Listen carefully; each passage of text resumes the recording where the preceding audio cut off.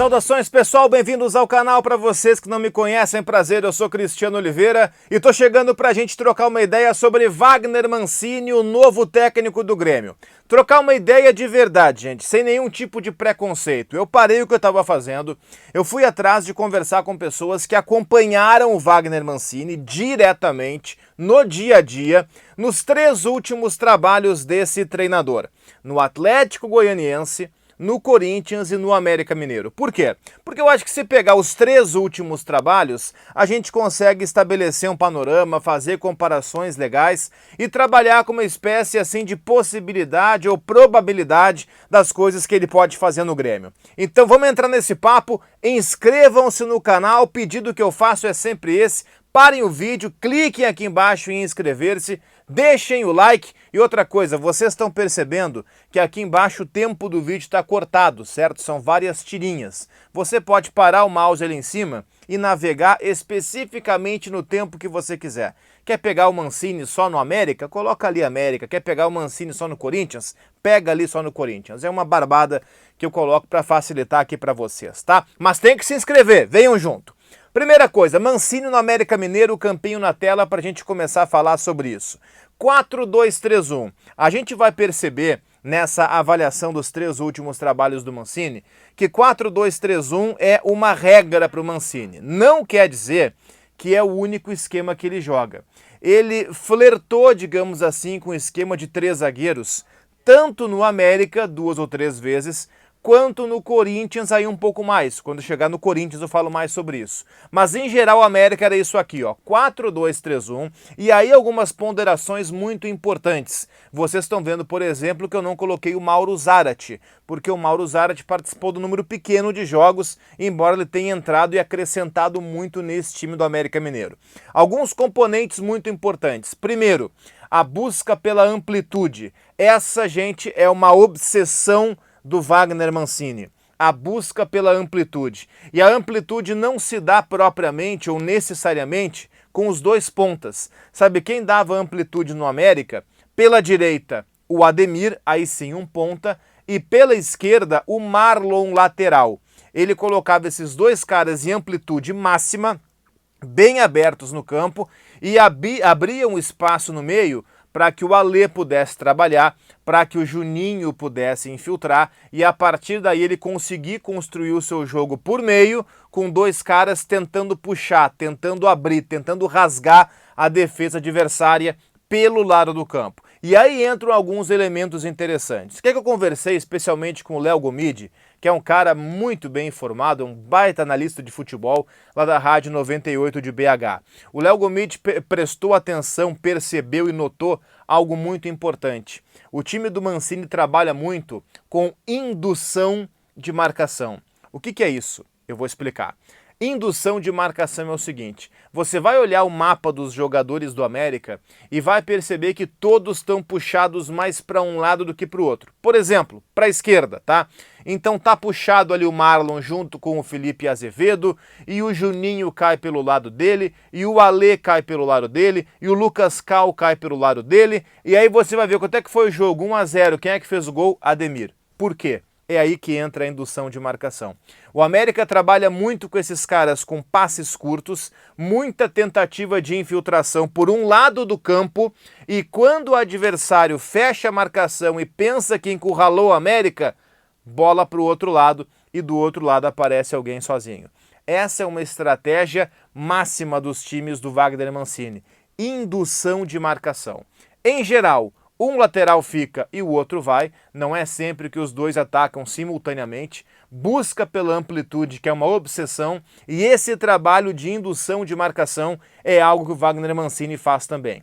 O que é que também é uma marca do time do Mancini, e aí no Grêmio, sinceramente, isso me preocupa.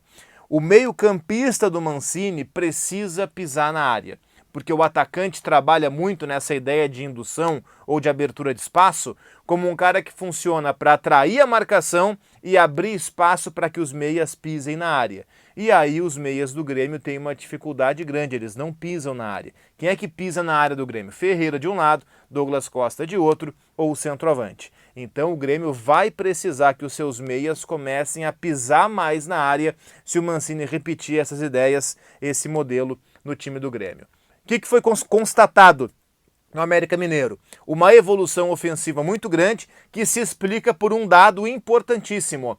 Entre todos os times do Campeonato Brasileiro, o América é o time que mais deu passes dentro da área do adversário. Ou seja, é o time que mais chegou em conjunto, é o time que mais deu passe para entrar na área do oponente. O Grêmio, como eu disse há pouco, tem uma dificuldade muito grande de pisar na área de qualquer adversário. O América pisava muito na área dos seus oponentes. Isso é bom. Você coloca o seu time perto do gol do adversário. Só que aí, é claro, falta qualidade, porque os centroavantes do América eram ou Fabrício Daniel ou Ribamar. Aí é claro que falta qualidade. Mas esse dado chamou muita atenção. O time que mais troca passes na área do adversário era o América Mineiro do Wagner Mancini. Não era o Flamengo, não era o Bragantino, não era o Atlético Mineiro, era o América Mineiro do Wagner Mancini. Marcação, como é que funciona? Alta, não é um time que fica lá atrás esperando o adversário, marcação alta e com pressão e perseguições, encaixes. Isso é uma coisa que o Grêmio está acostumado, isso é uma coisa que o Renato fazia muito, no final fazia mal feito, mas fazia. Encaixes individuais, perseguições ao longo do campo, o Mancini gosta desse tipo de marcação. O Cuca, para se ter uma ideia, talvez no Brasil seja o cara que mais faz isso. Perseguição do zagueiro para cima do adversário.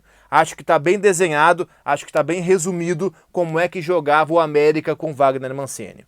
Mas vamos pegar outros times também, pessoal, não vamos parar só no América não, aí seria um serviço pela metade. Vamos adiante. Corinthians, conversei com alguns caras que acompanharam o América Mineiro, o Corinthians, sob o comando, até caiu minha câmera aqui, ó. Acompanharam o Corinthians sob o comando do Wagner Mancini. Algumas observações foram feitas positivas e outras nem tanto, tá? Positivas do que diz respeito ao Corinthians. Ele em algum momento conseguiu boa sequência. Ele é um cara que conseguiu ter série de vitórias, que conseguiu uma largada interessante, mas depois se perdeu. E aí entra os pontos negativos. Por que é que se perdeu? Entre outras coisas, estou colocando uma pinha aqui, sabendo que ficou torta aqui a nossa câmera, mas beleza, vamos lá até o final desse jeito, tá?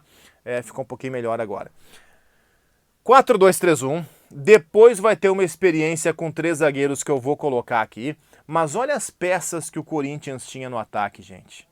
Gustavo Mosquito, que agora começa a se afirmar, mas na época ainda não era, não tinha o nome que tem hoje, mas Léo Natel, o Otero chegou a jogar, uma dupla de volantes, e isso é importante ressaltar, 2 baixinhos, sem jogadores de tanta estatura no meio, ou seja, um volante mais Thiago Santos, um cara mais de imposição, não é uma obrigação para o time do Mancini. Ele jogou aqui com o Gabriel e com o Ramiro, tá? Experiência com 3 zagueiros, mudando um pouco o jeito de jogar, colocando o João Vitor, colocando o Raul Gustavo, sem ter o Gil, especialmente, ele passou a jogar dessa forma. Ele tentou encontrar melhor escalação, mas nitidamente faltava qualidade a esse time do Corinthians. Vamos lembrar que o Mancini treinou o Corinthians antes da chegada daqueles reforços, Juliano, Roger Guedes, o William, enfim, antes desses caras chegarem, o técnico era o Mancini. Depois ficou mais fácil, né? Ganhou qualidade com a chegada dos reforços vindos da Europa. Mas nesse momento, o time era realmente muito fraco, a principal figura era o Jô. Aí é claro que faltava qualidade e o Mancini, talvez não percebendo isso, ele tentou se expor. Ele tentou jogar de peito aberto em alguns jogos e perdeu para Palmeiras, tomou 4 do Peñarol na Sul-Americana, realmente teve muita dificuldade e acabou não tendo uma sequência muito grande no Corinthians. Antes do Corinthians, para a gente fechar, Atlético Goianiense. E aí de novo a gente vai pegar o quê? 4-2-3-1. Uma linha defensiva sólida, no caso do Goianiense a marcação era numa linha mais baixa, não era tão alto como ele tentou implementar no América em algum momento, mas ainda assim tinha encaixe. A zaga variava, às vezes entrava o Oliveira, às vezes entrava o próprio João Vitor, que depois jogaria no Corinthians, no lugar ou do Éder ou do Gilvan. O Dudu pelo lado, o Nicolas pelo outro. 2 volantes, o Edson mais fixo, o Marlon Freitas saindo mais para o jogo. O Chico, esse camisa 10, o meia, é o que hoje está no Juventude. Amplitude pelos lados. Janderson fazendo isso pela direita. Pela esquerda, o Nicolas fazia e liberava o Ferrarese para fechar, quase como um terceiro de meio. E na frente, o Yuri na retenção. E no finalzinho, os últimos 2, 3 jogos, o atacante chegou a ser o Zé Roberto, que é o titular deles até hoje. Também é claro que faltava qualidade, mas ele conseguiu fazer um trabalho muito legal, um trabalho bom nesse time do Goianiense aqui. Fecha o Goianiense, volta para mim, para a gente tentar projetar ele no Grêmio. Projetar, assim, de verdade, sem achismos, tá, pessoal? Eu não vou fechar os olhos e inventar uma escalação aqui, não é assim que eu faço análise ou jornalismo, tá? O que eu estou imaginando no Mancini no Grêmio? Não vou emitir juízo de valor se eu acho que vai dar certo ou vai dar errado. É um outro papo isso, tá? Mas o Mancini no Grêmio, ele vai tentar melhorar a parte ofensiva, coisa que ele conseguiu fazer no América, vai implementar elementos para criar, digamos assim, uma espécie de consistência, um pouco mais de elaboração no jogo do Grêmio. O jogo do Grêmio é arcaico, a gente sabe disso, e talvez isso demande um pouco de tempo. Se ele conseguir encaixar essa ideia de amplitude, um lateral dando amplitude, o outro fechando, um ponta abrindo, o outro aproveitando o espaço vazio, essa indução de marcação, com uma inteligência do Ferreira, do Douglas Costa, para atacar o espaço vazio na hora certa. Não sei quem vai ser o centroavante, sinceramente.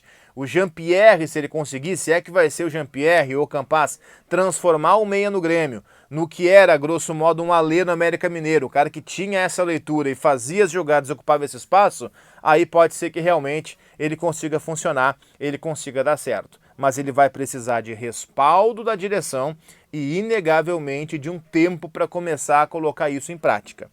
Ele vai ter respaldo? Ele vai ter esse tempo? Saberemos nos próximos dias, quando o Mancini começar a comandar os treinos no time do Grêmio. Tá certo, pessoal? Inscrevam-se no canal, deixem o like no vídeo e vão navegando por mais conteúdos por aqui. Valeu!